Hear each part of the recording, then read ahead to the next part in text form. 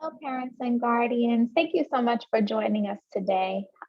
We're having a workshop on diversity, equity, and inclusion, supporting cultural competence at Hubbard Middle School. So, what we're going to talk a little bit about today are the ways in which our students we have supports in place to support students in their individuality, to provide culturally responsive classrooms. So we're going to break down how we're supporting students, how we're supporting teachers, and then we have some recommendations for parents and guardians on how these supports can extend into the home. So I have dual slides going. One on I guess the left of your screen is in English, but we do have it translated into Spanish for those of us who prefer to read in Spanish. If you have any questions throughout the course of the workshop, you can either engage through the chat feature or you can email your questions to the administration at a later time. So why don't we go ahead and get started? When we discuss issues such as diversity, equity, and inclusion, the first thing that we want to level set is what does it mean to engage in cultural competence? What does that mean to our students? How do we see that? How do we experience that in the classroom? And just as I provided a few seconds ago, we're going to get into just a high level overview of how teachers are being supported with cultural competence, how students are being supported, and how we can further support our families. Then we'll have a short Q&A session where we'll go through any questions that come through in the chat. And we do have a list of resources that will be available via the email, and you can also check the school website to see if those resources are available to you. So as we get started, we want to talk about the differences between cultural responsive teaching and sort of the traditional outdated modes of teaching that exist. So if you look on the left of the visual, you see there's a teacher standing in front of the class, lecturing, here are the facts, and do what I say. And the students are really just there as just silent observers. There's not a lot of activity happening. They're just watching the teacher, and the teacher is on center stage. The new mode of thinking is that we need to be more contemporary and culturally responsive. So in doing so, we invite the students to bring their individual experiences to the table as part of the learning process. We encourage teachers to create environments where students can take the content and use those ideas, those theories, those philosophies to help them translate that into their own individual experiences and bring their some of their ideas to the table. Any prior knowledge that the students might have either about the content or something adjacent to the content is always helpful.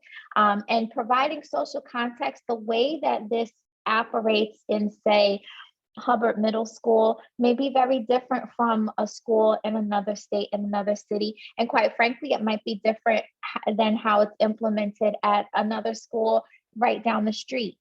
Because the teacher and individual classes, the teacher has to be very responsive to the makeup of the class. So this might change from school to school, from content area to content area, or from individual class to individual class. And so you'll see in the teacher side, we're arming our educators with as much information, as much support, as many resources as we can to help them create those more individualized experiences. And then the last component of this, heart puzzle is justice. And when we talk about justice, it's not, legal justice, but in terms of equity. Are we providing, through those individual experiences, are we providing each student with as much that he or she or they need to be successful? Do we feel that we are acting and engaging with each student in a just and fair way? Okay, so when we talk about how we're supporting teachers, Some of the guiding questions that we provide and we ask our teachers to just a thought process that we ask them to engage in prior to putting together lessons or even reflections after lessons. First question is, in what ways might a student's unique racial, ethnic, religious, gender, ability level, sexual orientation, socioeconomic, right, these circumstances, how might they affect each student's ability to perform academically? Second question, what can we do to exercise more empathetic treatment to these unique circumstances? So all of these unique circumstances, the students bring those things to them with the classroom. You don't just stop being an African American when you walk in the door. You don't just stop practicing Islam when you walk in the door. You don't just, stop having a certain disability or what have you when you walk into the door. So our teachers have to ask, okay, when we put exercises together, when we craft lessons, when we talk to students one-on-one, how can we be empathetic to those circumstances? One example, just to make it a little more real, in light of the pandemic, we know that there are very many social, emotional impacts that students are experiencing, even if we are not even in isolation. Outside of the pandemic, we've changed a little bit as a society. And, as adults, if we're being honest with ourselves, we've experienced some changes. So, how can we be more empathetic to students in terms of our assignments, our deadlines, the amount of work that we give them, the type of work that we give them, the types of questions that we ask them, the types of content that we expose them to. Folks may be triggered by certain circumstances or scenarios. So we have to bear all of that in mind when we're putting our lessons together. And then finally, the question of how can we connect with our students in ways that are more meaningful to them. So if we go back to, I'm just going to do it on the one slide. If we go back to that traditional classroom setting where the teacher is upfront lecturing and students aren't engaged, we have to consider that, is that going to be meaningful to them? Or do we just want them to listen? And that's a tough question to ask because there's also considerations of, safety and compliance that need to be instilled in students. But we also want them to walk away from our classrooms every single day with experiences that they can take with them, and so that they can engage with the content and make the content personal.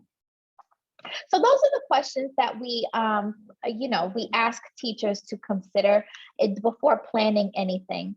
And what I'm going to show to you is just a video that it's an exercise that I believe it was a physical education teacher conducted in the class. I'm just going to run it on the one side, but I will talk a little bit about it after the video. But if you ever want to Google it, I think it's called the $100 bill exercise. Hey, line up, everybody line up.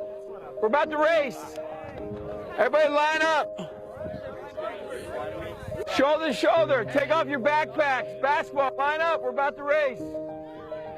Hey, we are racing for a $100 bill. The winner of this race will take this, a $100 bill.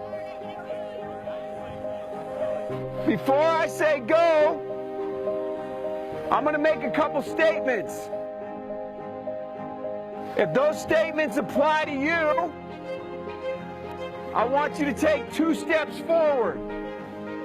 If those statements don't apply to you, I want you to stay right where you're at. Take 2 steps forward if both of your parents are still married. Take 2 steps forward if you grew up with a father figure in the home. Take 2 steps forward if you had access to a private education. Take 2 steps forward if you had access to a free tutor growing up. Take 2 steps forward if you've never had to worry about your cell phone being shut off. Take 2 steps forward if you've never had to help mom or dad with the bills. Take 2 steps forward if it wasn't because of your athletic ability, you don't have to pay for college. Take 2 steps forward if you never wondered where your next meal was going to come from. I want you guys up here in the front just to turn around and look. Every statement I've made has nothing to do with anything any of you have done. Has nothing to do with decisions you've made. Everything I have said has nothing to do with what you've done. We all know these people up here have a better opportunity to win this $100. Does that mean these people back here can't race? No. We would be foolish to not realize we've been given more opportunity. We don't want to recognize that we've been given a head start. But the reality is we have. Now, there's no excuse. They still got to run their race. You still got to run your race. But whoever wins this $100, I think it'd be extremely foolish of you not to utilize that and learn more about somebody else's story. Because the reality is, if this was a fair race and everybody was back on that line, I guarantee you some of these black dudes would smoke all of you. And it's only because you have this big of a head start that you're possibly going to win this race called life. That is a picture of life, ladies and gentlemen. Nothing you've done has put you in the lead that you're in right now. When I say go, on your mark, get set, go!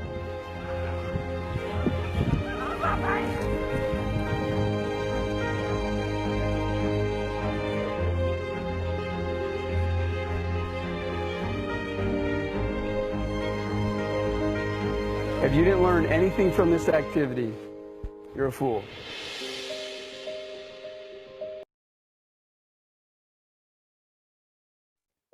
Okay, so this particular video is probably shown very often all around the country, maybe even around the world, as an exercise in getting students to understand social and economic inequity. Excuse me, it's an exercise in getting students to understand what society means when we talk about privilege. And some of the things that we discuss in teacher professional development when we show this video, and especially from a culturally responsive standpoint, is this is a great exercise. It's visual, it's active. It has a very meaningful message that emerges at the end of the exercise.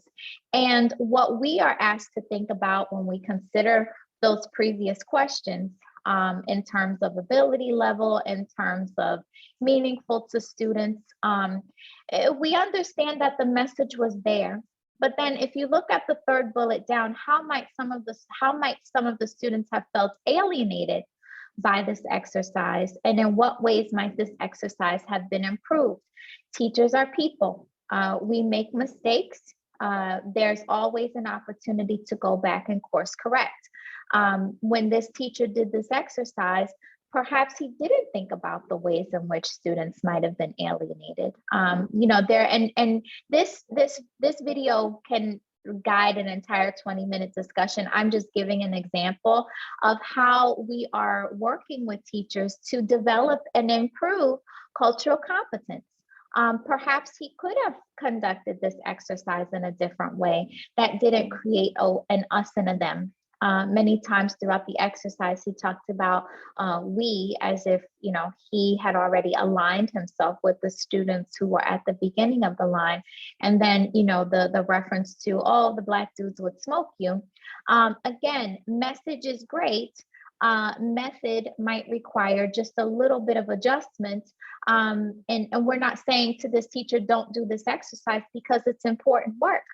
But when this teacher goes back home and hopefully reflects on the exercise, what he may do is just make some minor changes to ensure that he's not alienating anyone or excluding anyone through this exercise, and that they also learn the lesson that was intended. Okay, so this is just an example. Hey, line up.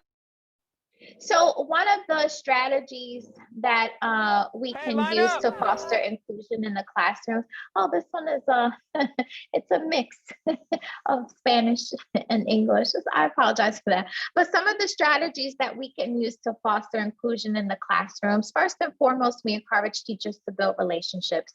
The more that we speak to students, the more that we know their story, again, the more empathetic and the more forethought we can have in planning our lessons.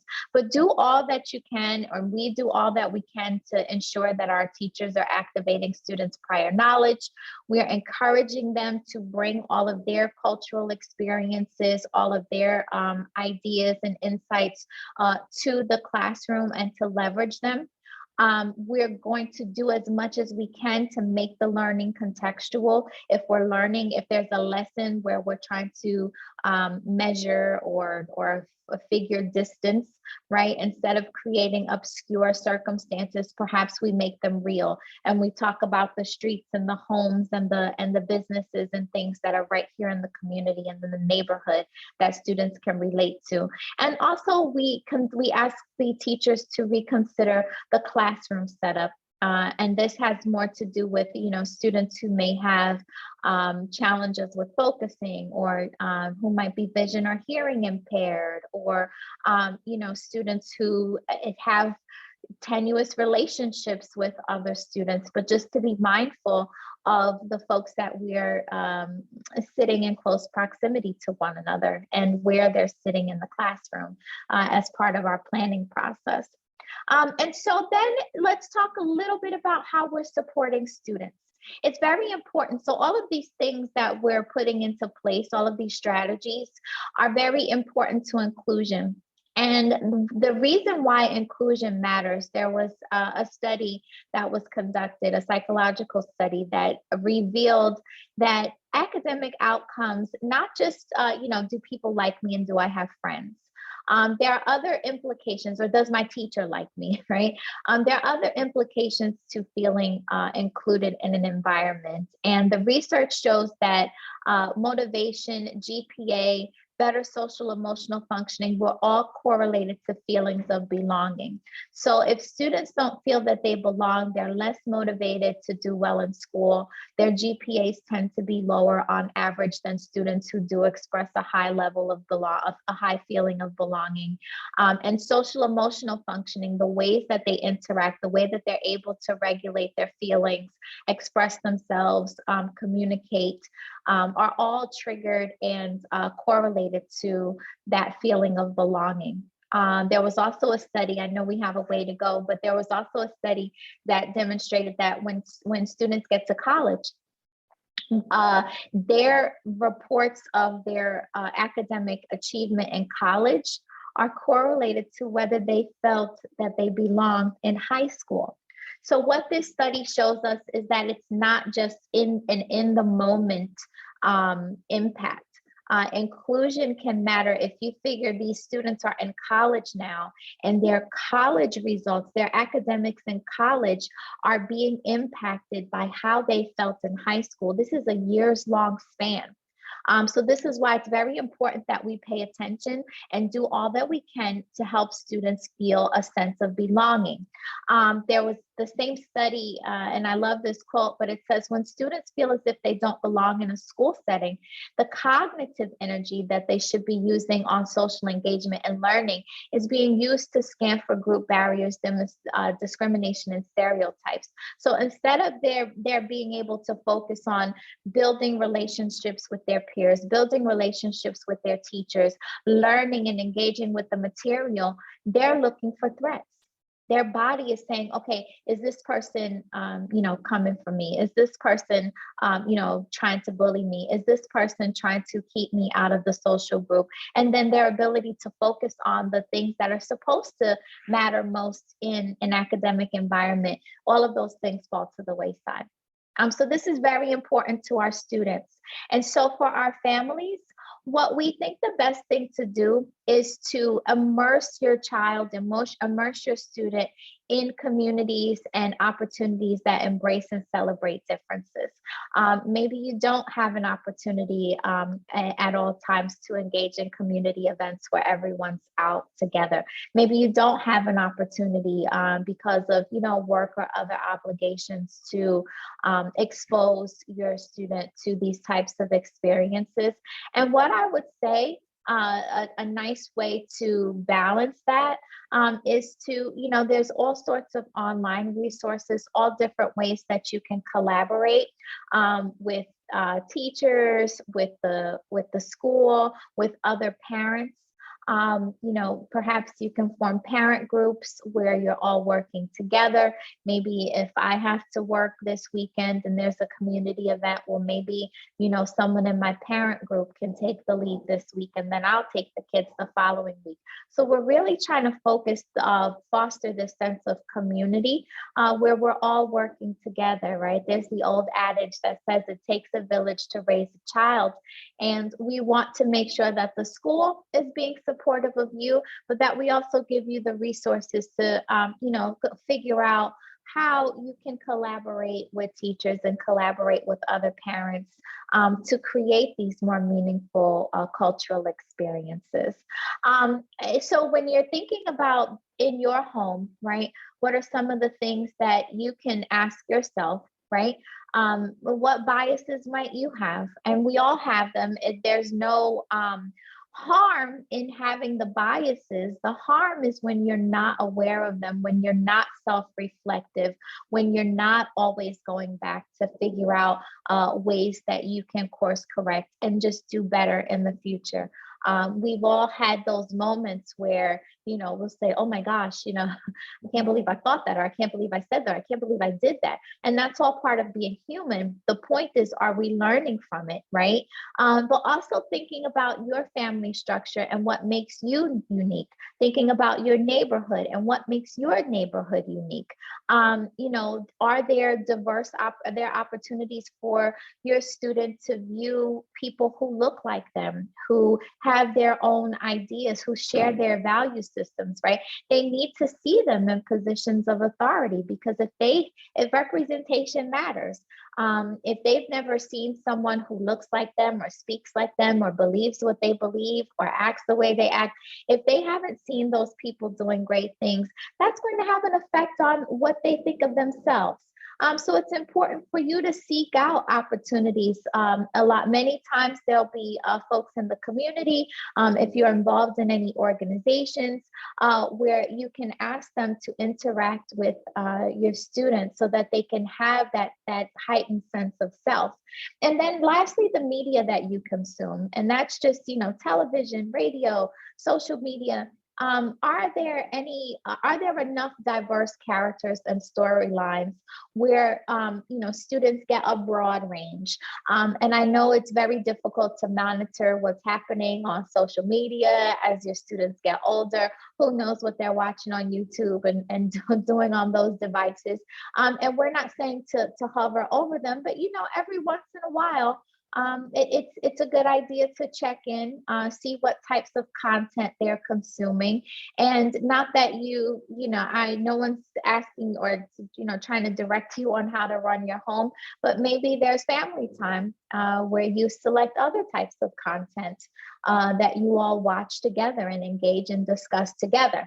But these are just ideas, how you can involve your students in cultural competences, that you want to acknowledge the differences that exists across and between cultures, but you also want to take time to highlight the things that are similar.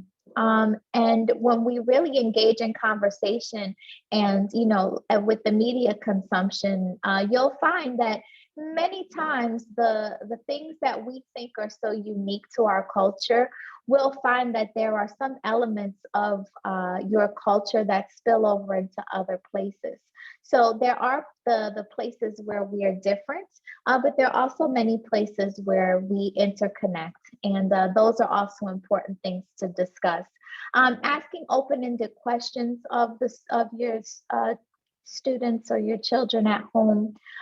Just ask how their day was, or ask them how they think a problem should have been solved, and try to listen without judgment, without inserting what you think in every circumstance, and allow for them to figure some of the things out on their own. And take the time when you need it.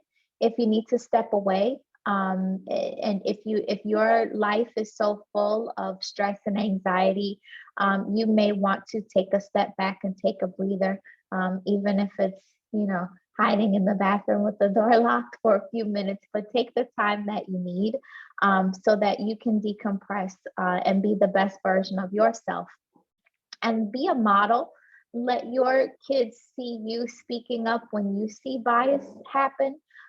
Let them see you as an advocate and an activist for justice in many circumstances. We talked about the consumption of media. You want to read diverse books and watch diverse movies, and take action together.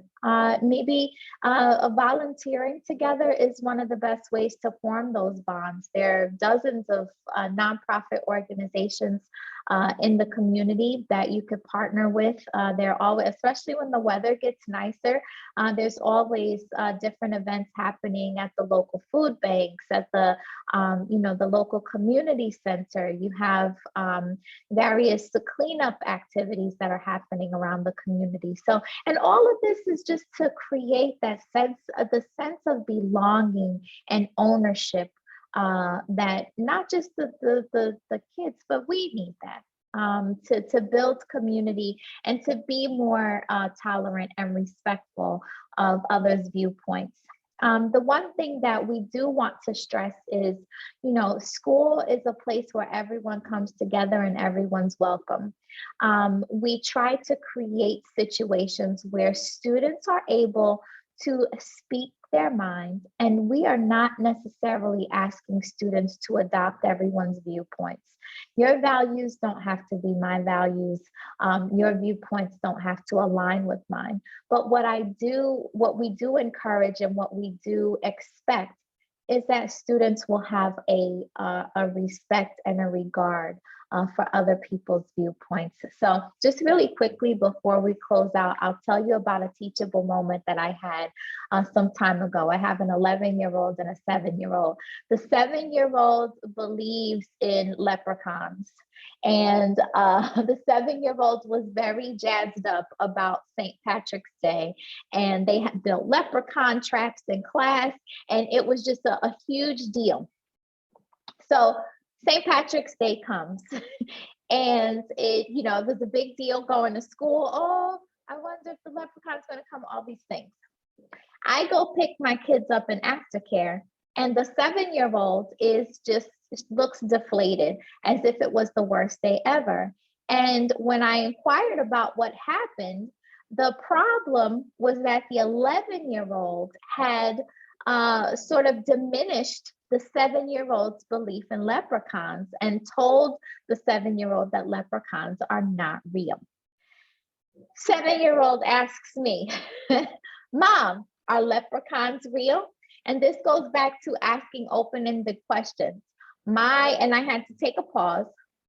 My question to the 7-year-old is, do you believe that leprechauns are real? And the answer was an emphatic yes. And I said, then that's all that you need to be concerned about. And then, but the 11-year-old said that this and that. I said, listen, that's what your sibling believes. And it's up to you whether you want to adopt that viewpoint. But based on what you've told me, you believe in leprechauns, that's your belief system. And the feedback that I had to the 11-year-old is, it's not your place or your business to diminish the beliefs of others, regardless of how you feel about it. Again, asking questions and listening without judgment. Just because the 7-year-old believes in leprechauns, that doesn't mean that you have to. And that doesn't mean that you have to adopt those beliefs. You may want to ask questions and say, oh, tell me a little bit more about your belief in leprechauns. Oh, that's interesting. But this is not time for you to judge or impose your viewpoints on that person. So I know that was a silly example, but this is what we mean, and this is what we're trying to foster in our schools, in our community, so that we can just come together and work together for a better future. So with that said, some actions that you can take is collaborating with other parents, attending school board meetings. But at the end of the day, we just want everyone to work together as a community. So I thank you for your time and attention. We all thank you for your time and attention. We hope that this information was useful. If you have any questions, we'd be happy to address them, or you can take some time to unpack the content, and you can always email us with your questions. This is a list of there's a list of resources that'll be made available at the end of the video, and there'll be some pasted content. Feel free to use those resources to your benefit. If they can be of a help to you, then we've done our job. But thank you so much for your time and attention. Enjoy the rest of your day. Bye-bye.